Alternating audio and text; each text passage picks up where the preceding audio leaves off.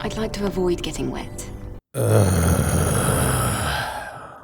So Stellarblade came out, and this thing was unescapable online. Good job, internet, you just had to ruin the fun for everyone once again. On one side, the people who acted as if a pair of digital boobs was going to ban women's rights, and on the other, a bunch of dudes convinced that a female main character with a nice bottom was about to bring a new cultural revolution. Both sides were pretty goddamn idiotic if you ask me, but it's the latter group of this discussion that baffles me the most. Did you guys forget about Nier Automata and all the lewd content that spawned from that game? I'll tell you who did not forget Nier Automata.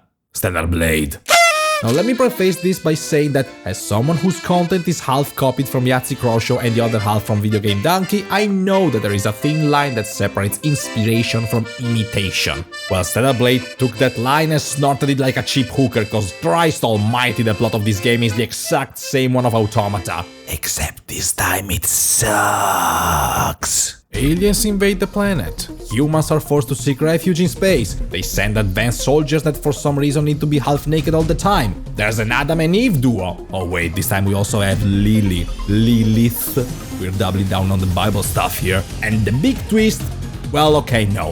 They didn't copy that from Nier Automata. They copied it from Nier Replicant. But okay, there is something that wasn't in Nier Automata. This time there's still a colony of humans living on the planet, and they hide in the city of Zion, with an X, and you teleport using an old public phone. Boy, I wonder where they got that idea from. To be honest, this doesn't bother me too much, but when your inspiration is so evident, I am going to draw some parallels, especially if your main source is arguably the best game of the past generation. So how about we start off from the 2B equivalent, Eve. And I'm afraid people were right when they were wondering if this is the kind of character designed to make you play with one hand.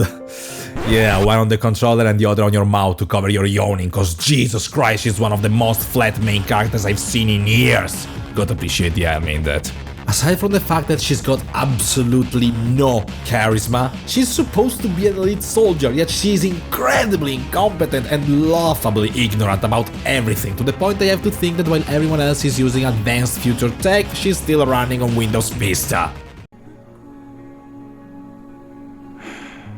How dull.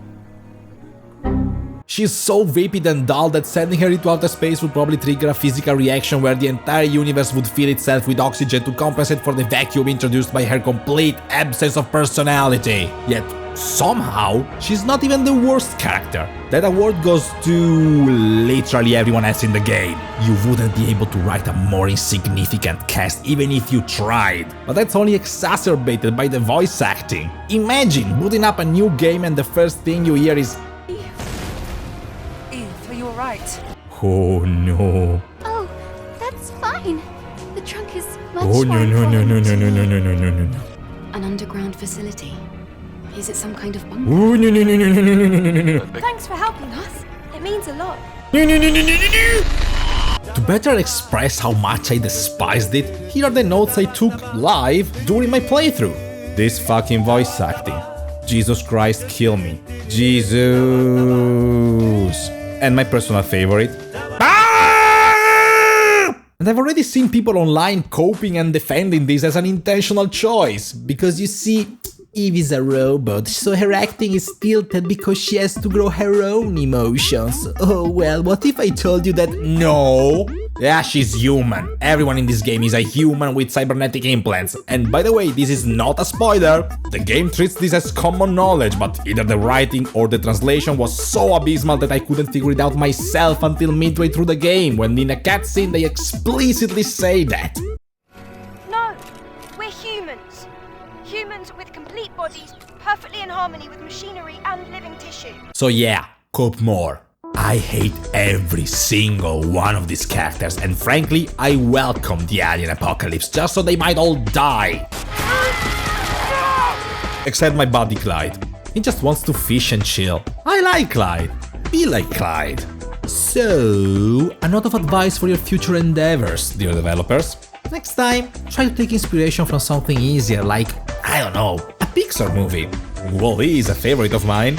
I use the time I spend cleaning the environment to consider the question of myself. For the love of God, I was being sarcastic. And it would be easy to chalk this up to incompetence, but there are brief moments like this one where writing, music and general tone genuinely work together and the developers absolutely nailed it. But it's all mixed in a mishmash of confusing ideas that goes to show how Stellarblade suffers from a severe case of identity crisis. The combat has an identity crisis, because it's focused on parries and precise dodges in one-on-one combat like Sekiro, but at the same time it pits you against multiple fast enemies that you can't properly counterattack unless you're precisely pointing the camera towards them, while the camera itself is too close to check your surroundings. The level structure has an identity crisis, since most of your time is spent in big, multi-layered levels that offer a great balance between linearity and exploration, but then you're thrown into one of the two open-world maps that sticks out like a Sonic fan at family dinner. And by the way, it's clearly an afterthought, because aside from 2 missions, you're never ever asked to go back there unless you want to do some side quests. The goddamn music has an identity crisis, and not because it's bad, it's actually overall pretty good, but because it's all over the place. Sometimes it matches the vibe and sentiment you're supposed to feel during a certain section of the game.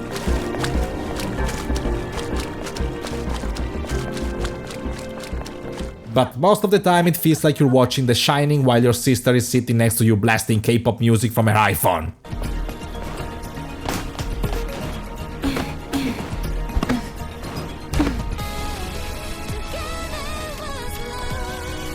But the worst part is that it never fucking stops! There's not a single moment where this game appreciates some liberating silence, holy Christ! Almost every track is blasted non-stop with lyrics that suck away every air of suspense or emotion. You know what? I can even prove it!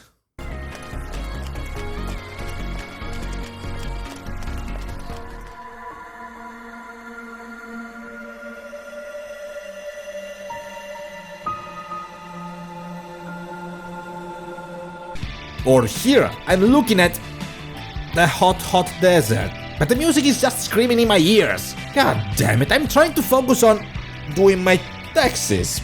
But come on, even the setting has an identity crisis. Where the hell are we? The architecture is European, the signs are written in Cyrillic, but the warnings are in Japanese, yet all the ads are in English. Well, whatever, it's also the same city where every single shop is a restaurant.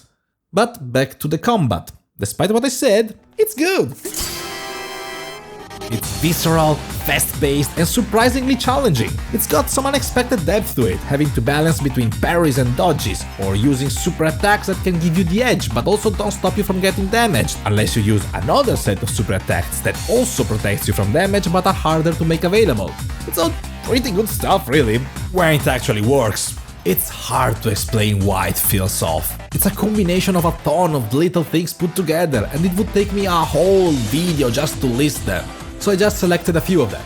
Aiming with your ranged weapon breaks target locking, which can leave you exposed when you're trying to dodge. Counterattacks after dodges sometimes don't work, because the game registers and cues multiple presses of the dodge button, so the counterattack is simply ignored. You can dodge or parry an attack, but it's always complete guesswork whether or not the enemy will let you counter them, or if they'll be able to continue hitting you. Switching from ground to aerial combos is basically impossible, because there's a huge delay before the game allows you to jump after executing a ground attack. And there would be more, but I'm tired. I'm tired of talking of Stellarblade, because the worst part is that I can't even bring myself to hate it. It's a mess, but it's a fun mess. I can't say I ever got outright bored of it. The bosses in particular were the highlight of the experience. Buried under this cascade of issues, there's a good game, but Stellarblade felt like an abusive relationship.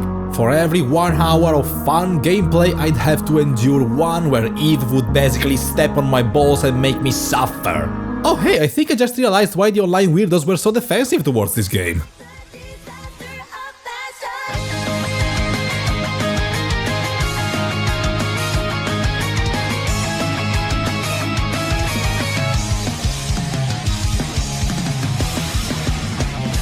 All you need to know is one or two things for a few.